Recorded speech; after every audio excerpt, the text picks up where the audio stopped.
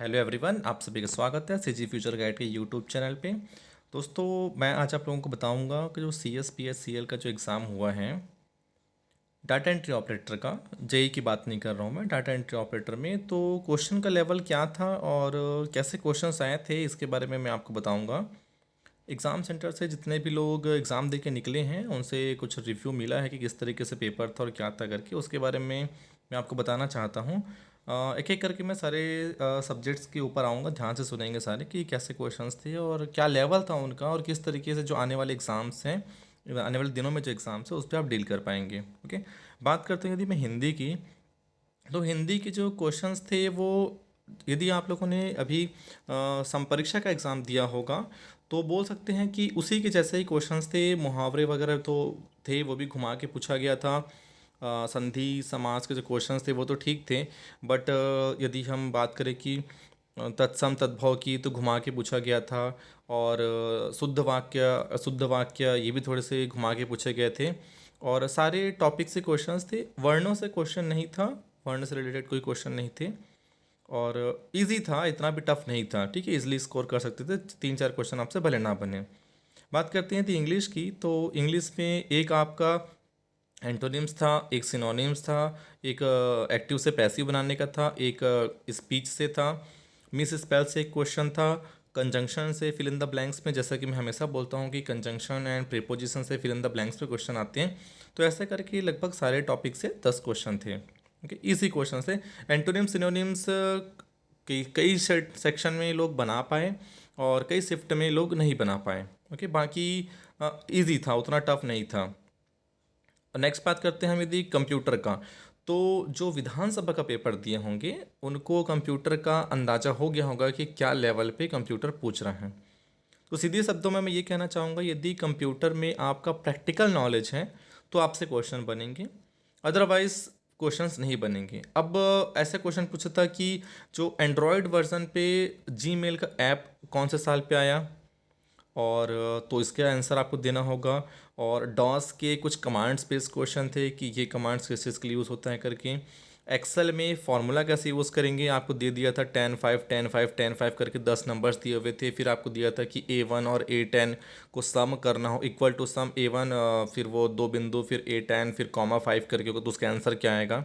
यानी कि इस तरीके से वो एक्सेल के और वर्ड में मैक्सिमम विंडो, ऑफिस 7 साफ साफ लिख के दिया था कि ऑफिस 7 में यदि आपको क्या करना हो, इंसर्ट करना हो वाटर मार्क, तो किस मेनू के अंतर्गत आएगा, क्या फार्मूला हम यूज़ करेंगे।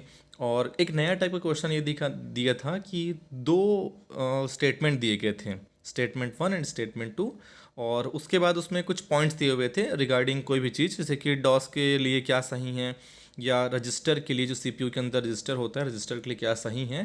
दो स्टेटमेंट्स दिए हुए थे, नीचे ऑप्शन ऐसा था, इस only statement 1 is right, only statement 2 is right, both are right और बोथ आर रॉन्ग करके।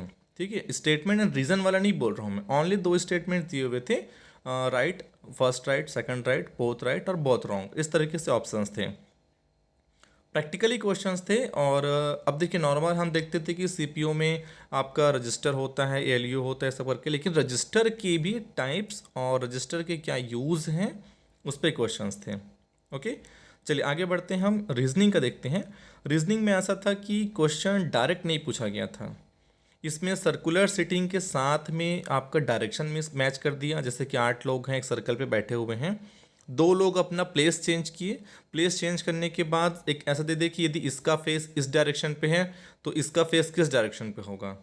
ठीक है, तो इस तरीके से क्या था, सर्कुलर सिटिंग के साथ साथ में वो डायरेक्शन को भी मैच किया था। ओके, और यदि मैं बात करता हूँ आगे, तो ब्लड रिलेशन में कोडिंग डिकोडिंग दिया हुआ था, जैसे कि A+B मतलब क्या होता है, ए जो है बी का भाई है, A × C मतलब ए उसकी बहन है, इस तरीके से कोडिंग डिकोडिंग में क्वेश्चन थे। नॉन वर्बल के क्वेश्चंस यानी कि डायग्राम बेस्ड, कि नेक्स्ट सीरीज कौन सा होगा। और एनालॉजी एंड क्लासिफिकेशन डायग्राम भी बेस्ड ही था, यानी कि फर्स्ट और सेकंड डायग्राम का जो रिलेशन है उस वो थर्ड का फोर्थ के साथ कैसा होगा, बट ये उल्टा दिया हुआ था। सेकंड डायग्राम का फर्स्ट से रिलेशन जैसा है, सेम वैसे ही कौन सा फोर्थ डायग्राम का रिलेशन थर्ड के जैसा होगा। ओके, और क्लासिफिकेशन में भी ऐसे दिया था कि चारों डायग्राम में से कौन सा अलग है, या तो फिर जो चार सीरीज वो दिए हुए थे, वर्ड्स दिए हुए थे, और उस वर्ड्स में से कौन से अलग हैं करके ऐसे क्वेश्चंस थे। अल्फ़ाबेट सीरीज से क्वेश्चंस थे। और क्या बोल सकता हूँ इसमें, हाँ, मैथमेटिकल कैलकुलेशन, कि आपको नंबर्स दिए हुए थे और नंबर्स के बाद में फिर ऐसा था कि इसमें जो कौन कौन से सिम्बॉल्स या मैथमेटिकल सिम्बॉल्स हम लगाएं, प्लस माइनस डिवाइड मल्टीप्लिकेशन, की जो इक्वेशंस हैं वो उसको प्रूफ कर पाएँ। तो इस तरीके से क्वेश्चन थे। और नॉर्मल जो क्वेश्चंस हम जो रेगुलर देखते हैं कि डायरेक्शन के क्वेश्चंस नहीं थे, नॉर्मल ब्लड रिलेशन के क्वेश्चन नहीं थे, और क्या बोल सकते हैं, हाँ, पासा से क्वेश्चन नहीं था। तो ये आज के पेपर में फ़िलहाल तो ये सारे नहीं थे। डायरेक्ट क्वेश्चन ना बोल के मैं बोलूँगा कि इनडायरेक्ट क्वेश्चन या लेंदी क्वेश्चन आ रहे थे। ठीक है। और यदि बात करता हूँ किसकी, मैथ्स की, तो मैथ्स में क्वेश्चन कुछ ऐसा था कि डीआई से क्वेश्चन पूछा था। ठीक है, डेट एंड पाई चार्ट से आया था, टेबल चार्ट से, और सिर्फ single single question, pie chart, table में परसेंटेज दिया निकालने के लिए दिया था, एवरेज दिया था। और पाई चार्ट में ऐसा दिया हुआ था कि वो आपको परसेंटेज में दिया हुआ था और वैल्यू डिग्री में क्या होगी। जनसंख्या 10% के हिसाब से बढ़ रही है, तो 3 साल पहले जनसंख्या क्या होगी। ठीक है। और एक ऐसा दिया था कि एक क्यूब है, क्यूब का यदि उसका टोटल सरफेस एरिया इतना है, संपूर्ण पृष्ठ का क्षेत्रफल, तो उसका आयतन क्या होगा। या तो फिर एक आयत है, उसकी लंबाई चौड़ाई इतनी है, लंबाई में इतने प्रतिशत की वृद्धि कर दें, और आयत की लंबाई दिया हुआ था तो उसका परिमाप कितना हो जाएगा।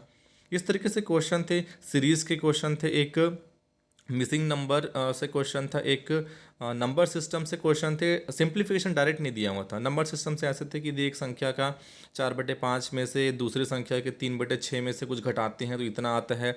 यदि पहली संख्या इतनी है तो दूसरी संख्या क्या होगी, या तो फिर पहली संख्या का 6 गुना और दूसरी संख्या के 8 गुना का वैल्यू का मान क्या होगा।